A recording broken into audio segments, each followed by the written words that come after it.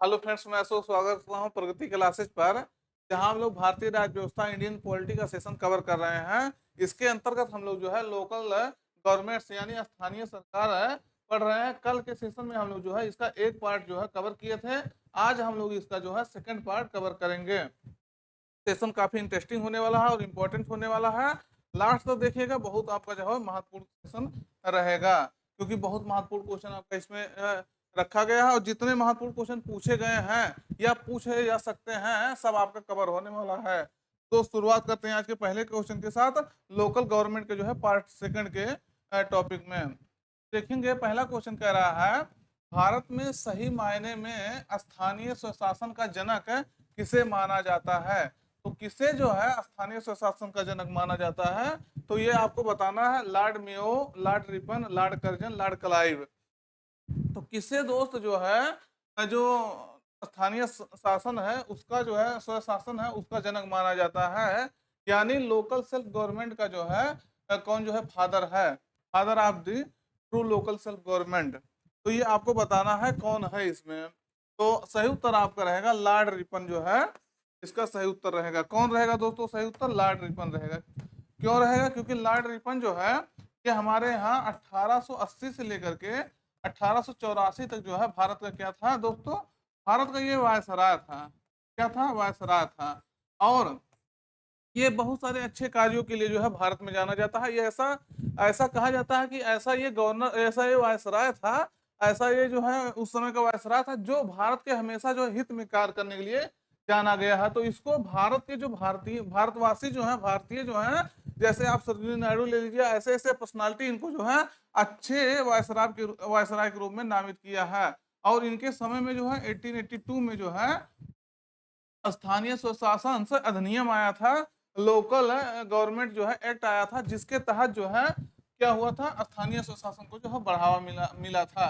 इसी कारण से जो है लॉर्ड रिपन को जो है फादर ऑफ लोकल गवर्नमेंट कहा जाता है। तो ये आपको ध्यान रखना है।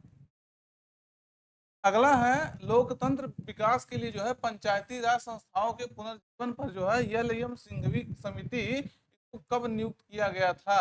यानी when was the L M Singhvi committee on revitalization of panchayati raj institutions for democracy development appointed. ये डेमोक्रेसी के डेवलपमेंट के लिए जो है ये अपॉइंट किया गया था L M Singhvi committee. William Singhvi committee जो है कब अपॉइंट किया गया था? तो 1985 में, 86 में, 89 में या 78 में? तो बहुत महत्वपूर्ण समिति आपका है विलियम सिंघवी। ये क्वेश्चन आपका पूछा जाता है, पहले पूछा जाता है कि ये विलियम सिंघवी समिति जो है ये किससे संबंधित है। तो ये आपको बताना है कि ये किससे संबंधित है। तो इससे पहले ये जानिए कि ये लोकल गवर्नमेंट से संबंधित है, जो पंचायती राज विकास से संबंधित है। और उसके बाद ये 1986 में जो है ये कमेटी बनी थी, गठित की गई थी। कौन? विलियम सिंघवी समिति। तो ये पंचायतों की जो है इनको पुनर्जीवित जीवित करने के लिए, उसको बढ़ावा देने के लिए पंचायती राज सिस्टम को स्थापित किया गया था। और इसका मुख्य जो है मुख्य बात इसको ध्यान रखना है। क्यों? क्योंकि ये क्वेश्चन पूछा गया है कि पंचायतों को जो है, किसको दोस्तों? पंचायतों को संवैधानिक दर्जा देने के लिए सुझाव दिया था। इसके लिए जो है संवैधानिक दर्जा देने के लिए, ये बात आपको ध्यान रखना है। ये जो है मुख्यतः क्यों जाने, कॉन्स्टिट्यूशनल पावर जो है देने के लिए लोकल गवर्नमेंट को ये कमेटी सुझाव दिया था। तो इसके बारे में भी पूछा जाता है, कौन सी कमेटी थी जो लोकल गवर्नमेंट्स को जो है संवैधानिक दर्जा देने के लिए, कॉन्स्टिट्यूशनल पावर देने के लिए जो है सुझाव दिया था? तो कौन सा था? तो विलियम सिंघवी था। अगला दोस्तों, निम्नलिखित में से जो है क्या प्रत्यक्ष लोकतंत्र का उदाहरण है? Which of the following is an examples of direct democracy? दोस्त बताइए, डायरेक्ट डेमोक्रेसी का इसमें से उदाहरण कौन है? ग्राम सभा क्या डायरेक्ट डेमोक्रेसी का उदाहरण है? नगर पंचायत है, या जिला पंचायत है, या ग्राम पंचायत है? तो कौन सा जो है इसमें डायरेक्ट डेमोक्रेसी का एग्जाम्पल्स है? तो दोस्त बताइए कौन सा है? सही उत्तर आपका रहेगा ग्राम पंचायत। जो हमारे हैं ग्राम पंचायत, इसमें जो है डायरेक्ट डेमोक्रेसी के उदाहरण हैं। क्यों है डायरेक्ट डेमोक्रेसी के? क्योंकि ग्राम पंचायत में जो है क्या होता है, जनता प्रत्यक्ष रूप से चुनती है और लगता भी है कि यहाँ हम लोग प्रत्यक्ष लोकतंत्र में जो है पार्टिसिपेट कर रहे हैं। वहाँ के जो शासक होते हैं, जो लोकल गवर्नमेंट के होते हैं, उनसे जनता डायरेक्ट मिलता-जुलता रहता है। उनके जो है सुख-दुःख में हमेशा जो वहाँ का मुखिया चुना जाता है या प्रधान चुना जाता है, वो हमेशा शामिल होता है। और उनको जो देखिए जनता सबसे ज़्यादा ज़्यादा देखेंगे तो सबसे ज़्यादा जब लोकल लेवल पे ग्राम पंचायत का चुनाव होता है, तब जनता पार्टिसिपेट ज़्यादा करती है। हमारा जहाँ तक अपना अनुमान है कि वहाँ जो है लोग बहुत दूर-दूर से वोटिंग करने आते हैं। तो इसको ध्यान रखना है आप। जैसे मान लीजिए कोई बाहर है, तब भी ग्राम पंचायत का चुनाव हो रहा है, तो वहाँ वोटिंग करने जो है लोग आ जाते हैं।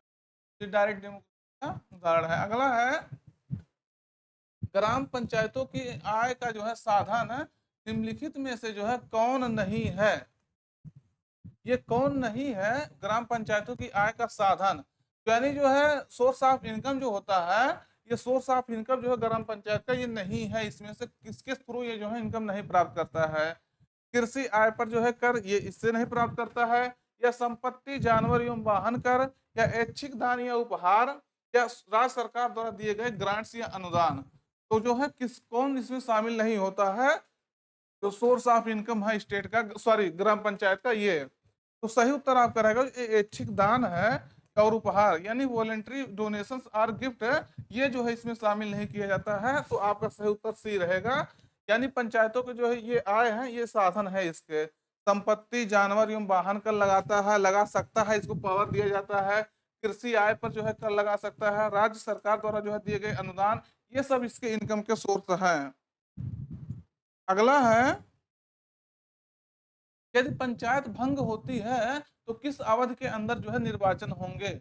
इफ पंचायत इज डिजॉल्व, तो डिजॉल्व अगर हो जाता है, with in what periods will the elections be held? तो किस समय के अंतर्गत जो है इलेक्शन कंडक्ट दोबारा कराना होगा अगर अगर पंचायत भंग हो जाती है? तो कितने मंथ के अंदर कराना होगा या ईयर्स के अंदर? 1 मंथ, 3 मंथ, 6 मंथ या 1 ईयर? तो सही उत्तर आपको लगाना है कमेंट करके, कितने वर्ष कितने समय के अंदर जो है पुनः चुनाव कराना होगा अगर पंचायत डिजॉल्व हो जाती है? तो कितने समय के अंदर दोस्तों? विद इन 6 मंथ जो है 6 महीने के अंदर जो है, कितने 6 महीने के अंदर जो है क्या कराना होगा? इसको जो है चुनाव कराना होगा। तो ध्यान रखना है। वो भी चुनाव कैसे होता है? जैसे मान लीजिए 5 वर्ष का है इसका कार्यकाल, आर्टिकल 243, इसमें कहा गया पंचायतों का चुनाव जो है 5 वर्ष का होगा। अगर 5 वर्ष में देखेंगे तो मान लीजिए 2.5 मतलब 2.5 वर्ष में अगर इसके जो प्रत्याशी है उसका डेथ हो जाता है या किसी कारण से वो पद छोड़ देता है, तब ये जो है क्या होगा, इसका जो बचा हुआ पीरियड्स होगा 2.5 साल, इसके लिए क्या होगा, इलेक्शन होगा। लेकिन यहाँ ध्यान रखना है, अगर ये 6 महीने से कम जो है टाइम पीरियड बचा है तो इलेक्शन यहाँ नहीं होगा। मतलब बात समझ रहे हैं ना, कि अगर 6 महीने से कम टाइम पीरियड बचा है जो उसका टेन्योर था 5 इयर्स का, तो इलेक्शन नहीं होगा। अगर उससे ज्यादा है तो इलेक्शन होगा, और जब इलेक्शन होगा तो उतने समय के लिए जो प्रत्याशी चुन के आएगा, उतने जितने समय है उसका टाइम पीरियड बचा हुआ था पहले का। तो ये बात आपको कंफर्म करके ध्यान रखना है, क्योंकि ये क्वेश्चन आपको कंफ्यूज करता है। कब वो रहेगा, कब तक? तो जब तक वो जो है, जब तक जैसे मान लीजिए 5 वर्ष का उसका टाइम टाइम पीरियड फिक्स था, लेकिन वो 5 वर्ष तक नहीं, जब पुनः चुनाव होगा तो नहीं रहेगा। जितने वर्ष में चुनाव होगा, जितना बचा हुआ टाइम पीरियड रहेगा उतना रहे, उस समय तक वो रहेगा। अगला है, पंचायती राज के संदर्भ में जो है कौन सा कथन सही है? तो इसमें से पूछ रहा है, इससे संबंधित कौन सा करेक्ट जो है आंसर है आपका, जो पंचायती राज से संबंधित है। तेरा पंचायती जो है पंचायती राज समिति और जिला परिषद प्रत्यक्ष निर्वाचन सदस्यों से जो है गठित होते हैं। तो यानी डायरेक्ट इलेक्शन होकर जो है ये समिति के जो है मेंबर बनते हैं। फिर कह रहा दूसरा है, पंचायत स्तर चुनाव लड़ने की न्यूनतम आयु 18 ईयर्स है या 18 वर्ष है। फिर अगला कह रहा है, पंचायती राज संस्थाओं का चुनाव जो है राज्य चुनाव आयोग के पर्यवेक्षण में होता है। फिर अगला कह रहा है, उपयुक्त में से कोई नहीं। तो इसके संदर्भ में जो है पंचायती राज के संदर्भ में कौन सा स्टेटमेंट आपका सही है ये बताना है। तो दोस्त कौन सा सही है आपका? आपका जो है सी विकल्प सही रहेगा। क्यों? क्योंकि पंचायती राज संस्थाओं का जो चुनाव होता है वो राज्य चुनाव आयोग के पर्यवेक्षण में होता है, और राज्य चुनाव आयोग जो है आर्टिकल 243 के तहत जो है गठित होता है। तो ये आपको ध्यान रखना है, इंपॉर्टेंट है आपके लिए। इसमें कहा गया था जब 73वां संविधान संशोधन पास हुआ था कि राज्य में जो लोकल लेवल की गवर्नमेंट्स है, लोकल लेवल की जो सरकार है, उसके इलेक्शन के लिए इलेक्शन के लिए जो एक क्या होगा, एक राज्य राज्य लेवल पर क्या होगा, इलेक्शन कमीशन बनेगा, चुनाव आयोग बनेगा और वही इसका जो है चुनाव का पर्यवेक्षण और कंट्रोल करेगा। तो ध्यान रखना। और ये जो है यहाँ इसको भी देख लीजिए, यहाँ जो पंचायत का इलेक्शन होता है वो 21 ईयर्स में होता है। जब कोई व्यक्ति 21 ईयर्स का हो जाता है, कंप्लीट हो जाता है, तब वो पंचायत में जो है चुनाव करने के लिए पार्टिसिपेट कर रहा था, सॉरी चुनाव लड़ने के लिए पार्टिसिपेट कर सकता है। अगर वो जो है 18 वर्ष का पूरा हो जाता है तो वो वोटिंग दे सकता है, ना कि जो है वो वोट में पार्टिसिपेट कर सकता है, मतलब इलेक्शन में पार्टिसिपेट कर सकता है। वोटिंग का एज 18 है लेकिन 21 हो गए तो आप जो प्रधान का जो है चुनाव लड़ सकते हैं। तो कितने लोग लड़के इसमें से हैं जो 21 वर्ष पूरा हो गए, यानी प्रधान प्रधान या मुखिया का चुनाव लड़ सकते हैं। और कितनी इसमें से बच्चियां देख रही हैं जो मुखियाइन या प्रधान का जो है चुनाव लड़ सकती हैं, ये कह सकते हैं। हालांकि देखिए ये कहना सही नहीं है, वो पद जो है वो प्रधान का ही पद होता है। जैसे राष्ट्रपति जो पद होता है वो चाहे फीमेल हो या मेल हो, वो राष्ट्रपति का पद ही होता है, तो उसी तरह से होता है। लेकिन वो गांव में कहने वाले जो है कहते हैं कि जो है वो फेमस हो गया है, न्यायिन और प्रधानिन।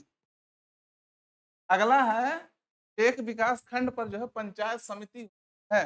ये जो है दे दीजिए पंचायत समिति ऑन ये डेवलपमेंट जो है ब्लॉक लेवल पर जो है कह रहा है, डेवलपमेंट ब्लॉक पर, विकास खंड पर। तो कहा क्या होता है, एक निरीक्षण प्राधिकरण होता है, या एक प्रशासकीय अधिकरण होता है, या एक परामर्शदात्री समिति होती है, या एक सलाहकार समिति होती है। तो पंचायत समिति क्या होती है दोस्तों ब्लॉक लेवल पर? तो सही उत्तर आपका रहेगा एक प्रशासकीय जो है अधिकरण होता है, एक एडमिनिस्ट्रेटिव अथॉरिटी या ट्रिब्यूनल होता है। तो इसको ध्यान रखना है, प्रशासनिक अधिकारी के रूप में जो है ट्रिब्यूनल के रूप में ये कार्य करता है। अगला है निम्नलिखित में से जो है भारत में पहला नगर निगम कहाँ स्थापित हुआ था? तो ये आपको बताना है पहला नगर निगम जो है कहाँ स्थापित हुआ था। फर्स्ट म्यूनिसिपल कॉर्पोरेशन कहाँ स्टेब्लिश हुआ था इंडिया में? कोलकाता में, चेन्नई या मुंबई या दिल्ली? तो प्यारे दोस्तों आपको बताना है कब ये स्थापित हुआ था, कहाँ हुआ था।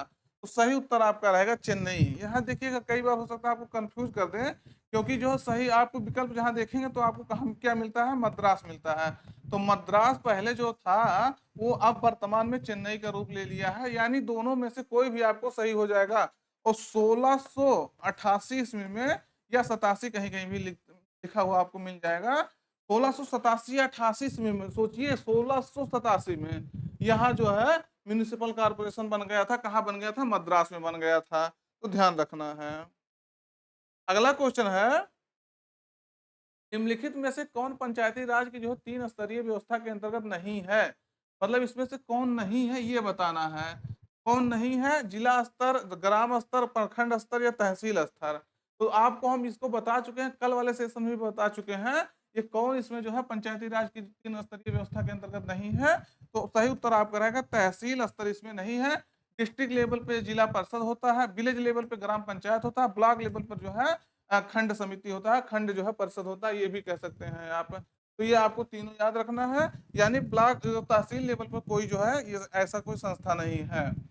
अगला है 1977 है, यानी 1977 में पंचायती राज व्यवस्था की समीक्षा करने के लिए जो है एक कमेटी बनी थी, एक कमेटी गठित की गई थी, उसकी अध्यक्षता किसने की थी?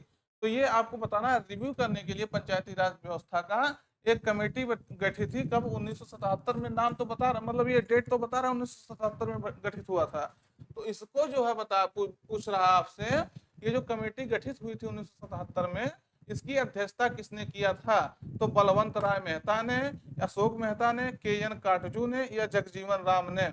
तो दोस्तों आपको बताना है इसमें से कौन था जो 1977 में जो है ये इससे संबंधित जो कमेटी बनी था उसका अध्यक्षता किए थे। तो अशोक मेहता जी जो थे वो, अशोक मेहता ये 1977 में गठित पंचायती राज व्यवस्था की समीक्षा करने के लिए जो गठित समिति थी उसकी अध्यक्षता किए थे। और ये 2 लेवल पर जो है 2 टायर सिस्टम के लिए रिकमेंड किए थे। कितने के लिए? 2 टायर सिस्टम के लिए। एक जो है जिला स्तर पर जिला परिषद, और एक ब्लॉक स्तर पे जो है ब्लॉक स्तर पे एक बात किए थे, ग्राम पंचायत स्तर पे ये बात नहीं किए थे। तो इनको ध्यान रखना है इसके बारे में। क्वेश्चन ये पूछा जाता है आपका कि जो है अशोक मेहता समिति जो है कितने स्तर पे जो है पंचायतों के लिए बात की थी? तो 2 लेवल पे जो है कही थी, 2 टायर सिस्टम के लिए बात किया था। अगला है पंचायती राज संस्थाएं जो है अपनी निधि हेतु निर्भर है। तो इसमें से किस पे निर्भर है, संपत्ति कर पर या सरकारी अनुदान पर या जो है स्थानीय कर पर या विशेष कर पर। तो इसमें से आपको बताना है कि किस पे जो है ये सरकारी जो राज संस्थाएं हैं, सॉरी पंचायती राज संस्थाएं हैं, वो किस पर निर्भर करती हैं। तो सही उत्तर आपको रहेगा गवर्नमेंट्स का जो ग्रांट होता है उस पर ये मुख्यतः जो है निर्भर करती है। मतलब केंद्र सरकार और राज्य सरकार जो ग्रांट इसको देती है, किसको, लोकल लेवल की सरकार को, लोकल लेवल की जो पंचायतें हैं उनको, तब इनका खर्चा चल पाता है, ये कह सकते हैं।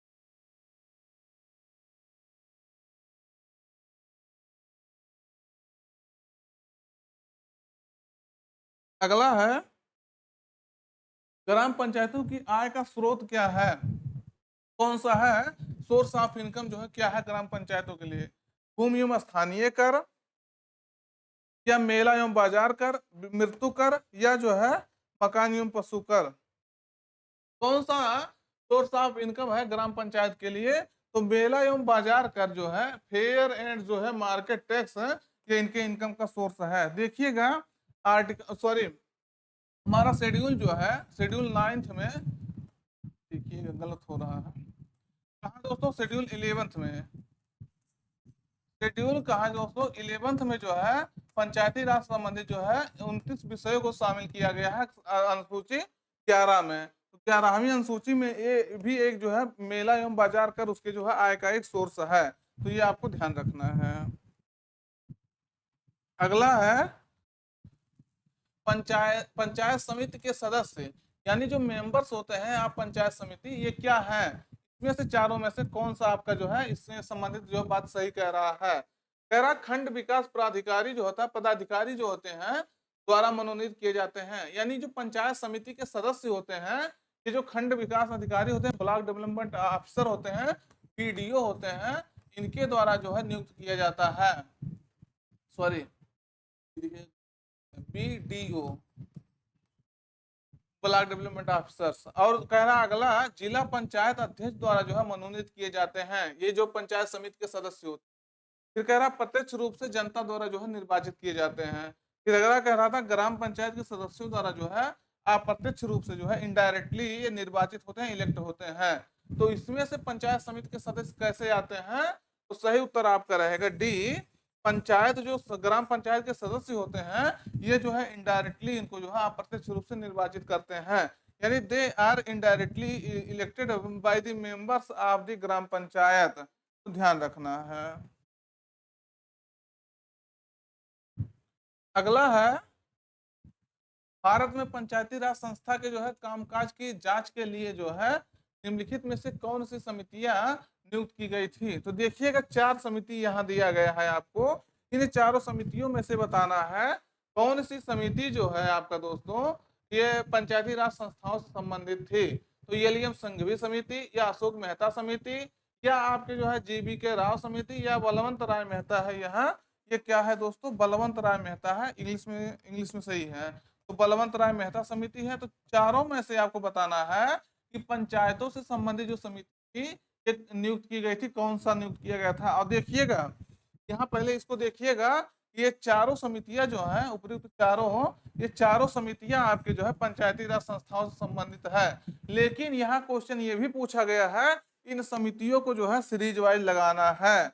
तो क्या करना है दोस्तों, चारों समितियों को सीरीज वाइज लगाना है, मतलब पहले कौन गठित हुआ, बाद में कौन हुआ, उसके बाद कौन हुआ। तो ये क्वेश्चन ऐसे भी क्वेश्चन पूछा गया है और ऐसे भी पूछा जाएगा कि मतलब चारों में से कौन सा आपका जो है पंचायती राज संस्थाओं से संबंधित समिति है।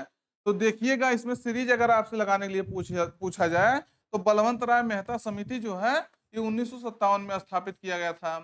1957 में इन्होंने अपना वो दिया था, कहने का मतलब ये आपका जो है पहले सबसे पहले आएगा। उसके बाद से आपका अशोक मेहता समिति पंचायतों से संबंधित जो है अशोक मेहता समिति आएगा 1977 में।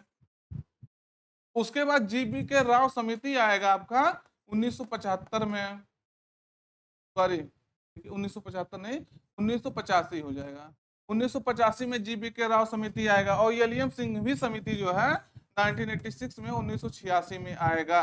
तो ये चारों आपको अब पता हो गया होगा, बलवंत राय मेहता समिति 1957, अशोक मेहता समिति 1977 और उसके बाद जीबी के राव समिति 1985, और सबसे बाद में इसमें चारों से यलियम सिंघवी समिति जो है 1986, जो पंचायतों को संवैधानिक दर्जा देने के लिए जो है रिकमेंड किए थे। तो चारों समितियां उनके जो है कब गठित हुआ था, ये आपको जो है याद रखना, क्योंकि कहीं से भी क्वेश्चन आपसे पूछे तो छूटने ना पाए जिससे। अगला है पंचायतों के संदर्भ में जो है निम्नलिखित में से कौन सा कथन सही है। तो ये कौन सा कथन सही है जो पंचायतों से रिलेटेड है। कह रहा 50% सीटें जो है अनुसूचित जाति और अनुसूचित जनजातियों की महिलाओं के लिए जो है रिजर्व है, यानी जो SC ST की वुमेन्स होती हैं उनके लिए जो है 50% सीटें रिजर्व की गई हैं। फिर कह रहा ग्राम सभा एक निकाय है जिसमें जो है गांव के रहने वाले सभी लोग जो है होते हैं। तो फिर अगला करा मध्यवर्ती स्तर पर जो है एक पंचायत होगी। तो तीनों में से क्या पूछ रहा है आपसे, कौन सा कथन आपका सही है। कौन सा कथन सही है दोस्तों आपका। विकल्प आपके सामने है, इसको देख के आपको बताना है कौन सा इसमें से सही है। तो ये कौन सा सही है ये आपको बताना है। देखिएगा इसमें से आपका कौन सा सही है, तीसरा सही होगा।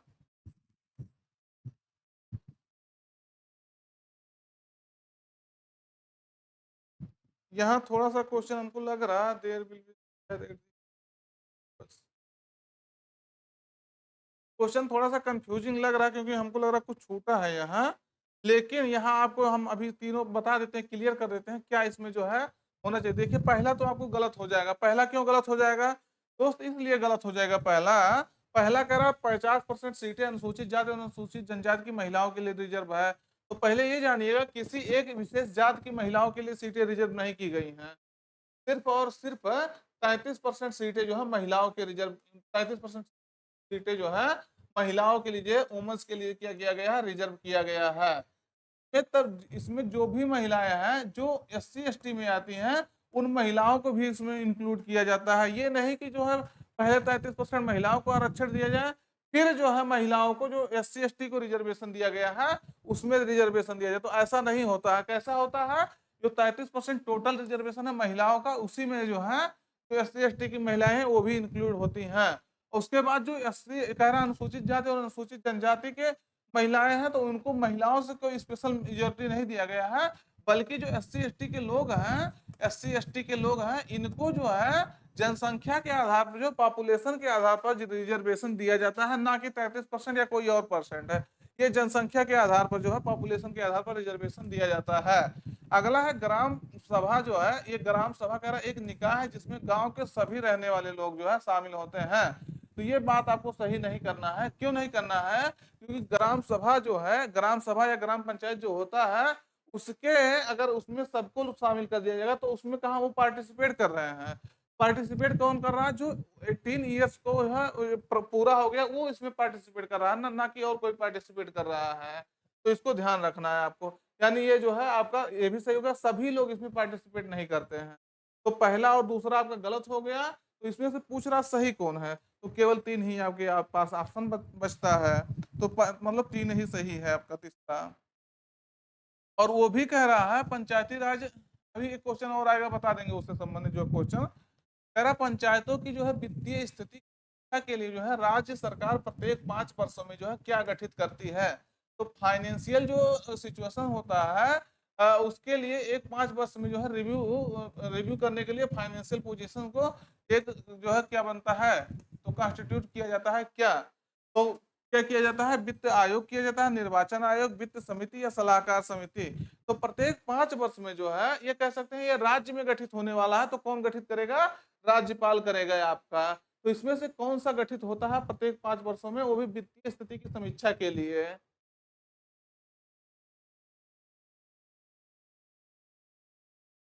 सही उत्तर कौन सा रहेगा दोस्तों, सही उत्तर आपका इलेक्शन कमीशन रहेगा, निर्वाचन आयोग रहेगा। प्रत्येक 5 वर्ष में ये कहा गया था, जब अनुच्छेद किसके तहत कहा गया था दोस्तों, 243 के तहत ये कहा गया था पंचायतों की स्थिति की वित्तीय स्थिति की जांच करने के लिए प्रत्येक 5 वर्ष में जो है एक देखिए सॉरी गलत हो गया है क्वेश्चन। ये आपका इलेक्शन कमीशन है, सेक्शन कराने के लिए, ये वित्तीय स्थिति की जांच के लिए करने के लिए बनेगा। तो आपका पहला सही रहेगा, क्या रहेगा दोस्तों, वित्तीय आयोग सही रहेगा, फाइनेंस कमीशन सही रहेगा। यानी जो है पंचायतों की वित्तीय स्थिति, फाइनेंशियल सिचुएशन को जो है रिव्यू करने के लिए क्या होगा, राज्य स्तर पर प्रत्येक वर्ष जो है वित्त आयोग का गठन किया जाएगा। वो भी किसके तहत किया जाएगा, 243I के तहत जो है इसका गठन किया जाएगा। 200 आर्टिकल 243I के तहत जो है क्या किया जाएगा दोस्तों, क्या किया जाएगा, तो वित्तीय स्थिति की जांच करने के लिए जो है वित्त आयोग गठित किया जाएगा। निर्वाचन आयोग तो निर्वाचन से संबंधित समितियों की जांच करने के लिए गठित होगा, निर्वाचन कराने के लिए गठित होगा, तो वे वित्त से संबंधित इसका कोई डायरेक्ट लिंक नहीं है। अगला है पंचायती राज प्रथम जो है परिवर्तित किया गया। तो पहली बार जो है जो पंचायती राज था वो जो है, यानी पंचायती राज वाज फर्स्ट इंट्रोड्यूस इन, तो किस स्टेट में इन चारों में से जो है पहली बार इंट्रोड्यूस किया गया था पंचायती राज संस्थाएं। तो सही उत्तर आपको कौन सा लगाना है, आंध्र प्रदेश और राजस्थान, गुजरात या मध्य प्रदेश। सही उत्तर आपका कौन सा रहेगा दोस्तों, राजस्थान आपका सही रहेगा। राजस्थान के जो है नागौर एक जो है प्लेस था, तो नागौर में पहली बार जो है 2 अक्टूबर गांधी जी के जन्मदिन पर जो है, कब, 2 अक्टूबर 2 अक्टूबर 1959 में 1959 में जो है नागौर में जो हमारे फर्स्ट पीएम थे, कौन थे, जवाहरलाल नेहरू, इन्होंने जो है नागौर में पंचायती राज संस्थाओं का उद्घाटन किया था। तो कहाँ किए थे दोस्तों, आपके नागौर में किए थे। कौन किया था, जवाहरलाल नेहरू किए थे। तो ध्यान रखना है इसको। अब इससे संबंधित एक क्वेश्चन और है, इसको देखिएगा। कह रहा स्थानीय ग्रामीण शासन के रूप में जो है पंचायती राज प्रणाली सर्वप्रथम या क्रमानुसार अपनाई गई थी। तो कह रहा पहले इसे सीक्वेंस में बताना है कि पहले कहाँ अपनाया गया, उसके बाद कहाँ अपनाया गया। तो विकल्प आपके सामने है, राजस्थान और आंध्र प्रदेश, राजस्थान और मध्य प्रदेश, आंध्र प्रदेश और मध्य प्रदेश, गुजरात और आंध्र प्रदेश। तो दोस्त कहाँ जो है पहली बार पंचायती राज संस्थाएं स्थापित की गई थी, उसके बाद दूसरी बार कहाँ किया गया था। तो सही उत्तर आपका पहला रहेगा, राजस्थान और आंध्र प्रदेश में जो है पहली बार पंचायती जो है संस्थाएं स्थापित की गई थी। अभी मैं आपसे बताया राजस्थान के नागौर में जो है, कहाँ, नागौर में 2 अक्टूबर 1959 को जो हमारे फर्स्ट पीएम थे जवाहरलाल नेहरू, उन्होंने जो है पहली बार पंचायत का जो है उद्घाटन किया था, लोकल लेवल की गवर्नमेंट का उद्घाटन किया था।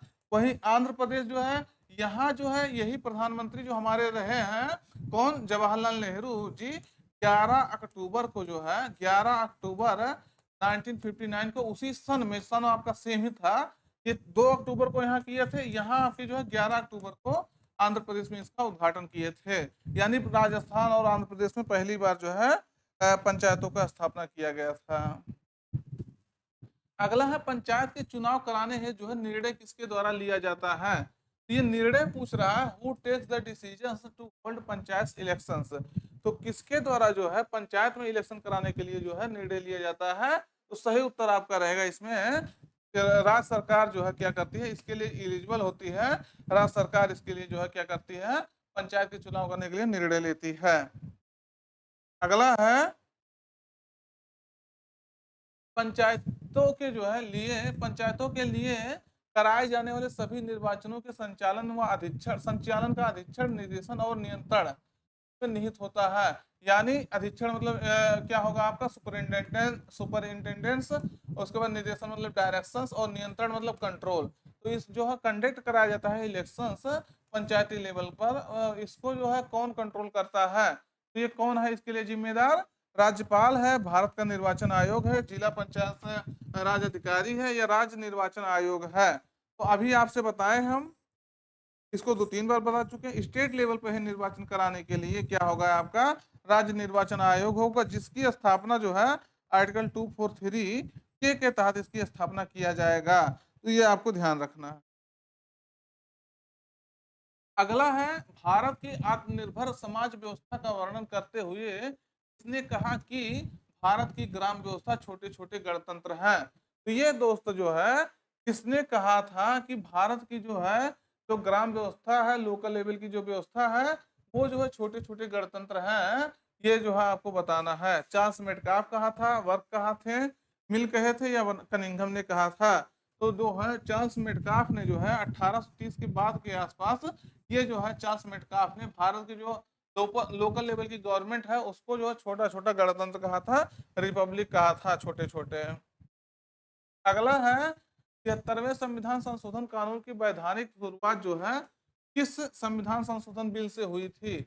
मतलब पूछ रहा है which constitution amendment bill was the legal beginnings of the 73rd constitution amendment act. तो ये पहला पूछ रहा है, ये बिल यहाँ रहेगा, ज्यादा सही रहेगा। तो ये बिल जो है कब शुरुआत किया गया था, उन जो है 61वें संविधान संशोधन द्वारा, अधिनियम द्वारा, सॉरी, या जो है 62वें अधिनियम द्वारा।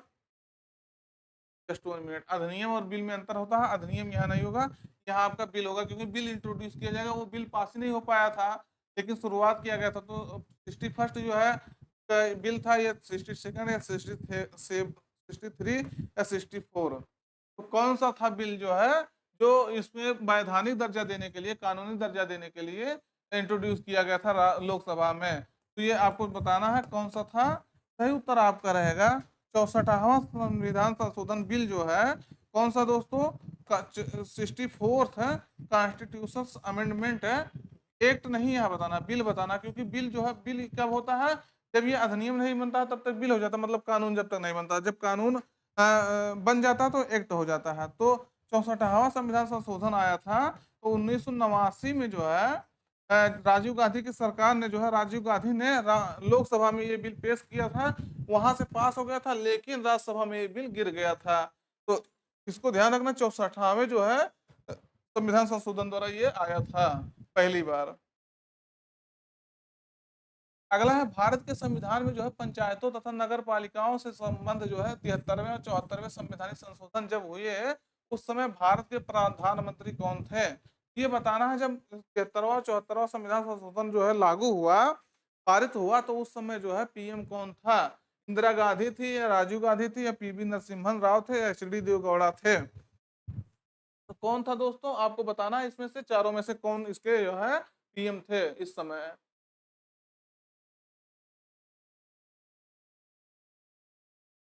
अगर आपको डेट पता होगा कब जो है इस पास हुआ था, कब कौन पीएम था, तो आप बता ले जाएंगे। पीवी नरसिम्हा राव जो हमारे क्या थे, इस समय पीएम थे, क्योंकि जो है 1991 में ये जो है अपने कुर्सी पर बैठे थे पीएम के, और जो है 1996 तक ये जो है चले थे, 1996 तक ये पद पे थे।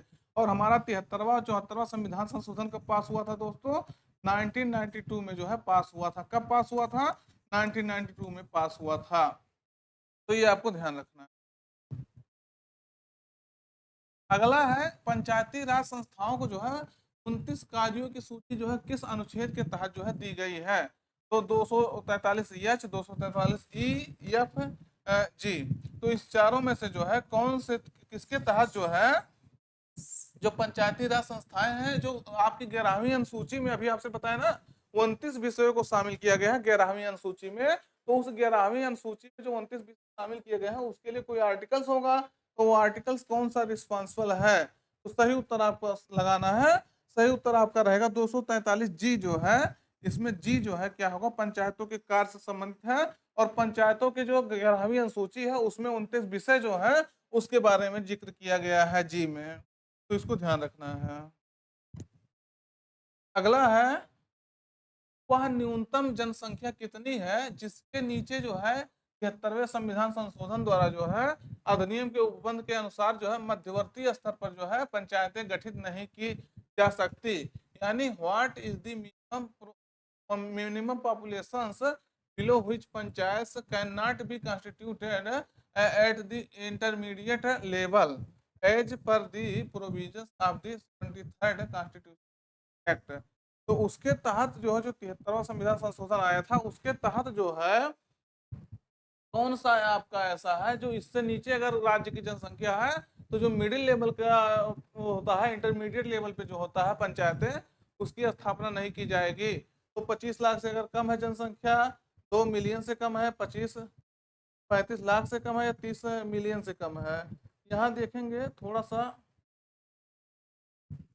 हाँ ये देखिएगा कि कन्वर्ट हो गया है, यहाँ 20 लाख है। तो सही उत्तर आपका यही सही है, 2 मिलियन है। 1 मिलियन में 10 लाख होता तो 2 मिलियन हो ही जाएगा आपका। तो यानी 10-20 लाख से जो है अगर कम जनसंख्या है किसी राज्य की, तो वहाँ जो जो ब्लॉक लेवल पे होता है, मीडियम इंटरमीडिएट लेवल पे होता है, मीडियम लेवल पे होता है, वो पंचायत स्थापित नहीं किया जाएगा, यानी ब्लॉक लेवल पे स्थापित नहीं किया जाएगा।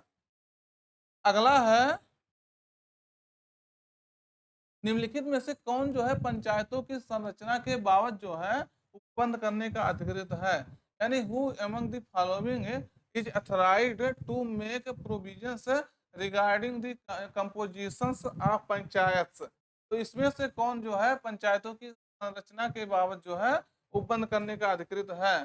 तो जो है कौन है, राज्य का राज्यपाल है, राज्य का विधानमंडल है, राज्य की संसद है, भारत की संसद है, भारत का राष्ट्रपति है। तो कौन जो है इसमें ये जिम्मेदार अथॉराइज किसको किया गया है, तो स्टेट का जो लेजिस्लेचर होता है, विधानमंडल होता है, वो रिस्पॉन्सिबल होता है इसके लिए, पंचायतों की संरचना की जो है उसको उपबंध करने के लिए। तो ये आपको ध्यान रखना है। अधिनियम ला करके जो है पंचायतों में जो है, सॉरी, पंचायतों से संबंधित जो है लेजिस्लेचर में जो है अधिनियम ला करके, कानून ला करके ये इसकी संरचना को चेंज कर सकता है। अगला क्वेश्चन है, निम्नलिखित में से जो है क्या संविधान की 11वीं अनुसूची में शामिल नहीं है। दोस्त बताना है आपको 11वीं अनुसूची में से क्या शामिल नहीं है। पुस्तकालय शामिल नहीं है, ईंधन और चारा शामिल नहीं है, ग्रामीण खेल शामिल नहीं है, ये टेक्निकल ट्रेनिंग जो है, ये तकनीकी प्रशिक्षण जो है शामिल नहीं है। तो 11वीं अनुसूची जो है, जो अभी बताएं आपसे, इसमें 29 विषय जो शामिल किए गए हैं, 29 सब्जेक्ट आपके हैं पंचायतों के जो है शासन के लिए। उसमें जो है जो आर्टिकल 243G के तहत था, ये इसमें जो है आपका कौन सा शामिल नहीं है। तो सही उत्तर आपका रहेगा ग्रामीण जो खेल होते हैं, रूरल जो स्पोर्ट्स होते हैं, वो इसमें शामिल नहीं किए गए हैं। तो ये बात आपको याद रखना है। तो शायद आज का क्वेश्चन आपका लास्ट क्वेश्चन है ये। हाँ, हम लोग जो है इसको अभी एक सेशन और पढ़ेंगे। क्यों पढ़ेंगे? क्योंकि ये क्वेश्चन जो होता है बहुत महत्वपूर्ण टॉपिक होता है, और इससे जो है क्वेश्चन चाहे जिस एग्जाम में आप बैठ जाइए तो आपको क्वेश्चन मिल जाएगा, और आपके नॉलेज के लिए भी जरूरी था। इसलिए हम जो है कल एक सेशन और कर लेंगे, कल मतलब अगले जो है दिन जब भी मिलेंगे तो एक सेशन और कर लेंगे, तब आपका जो पंचायती राज सिस्टम है, लोकल लेवल पे जो गवर्नमेंट है, वो जो है आपका समाप्त हो जाएगा। तब तक जो है आप पढ़ाई जारी रखिएगा अपना, अपने मित्रों तक वीडियो शेयर करिएगा। जो पूछ रहे हैं दोस्त, एक बार अगर लगा लेंगे तो फिर आपका कल्याण हो जाएगा, समझ जाइएगा। ये जो पॉलिटी में आपको समस्याएं नहीं आने वाली फिर रहेंगी। फिर मिलते हैं नए सेशन में। Thank you.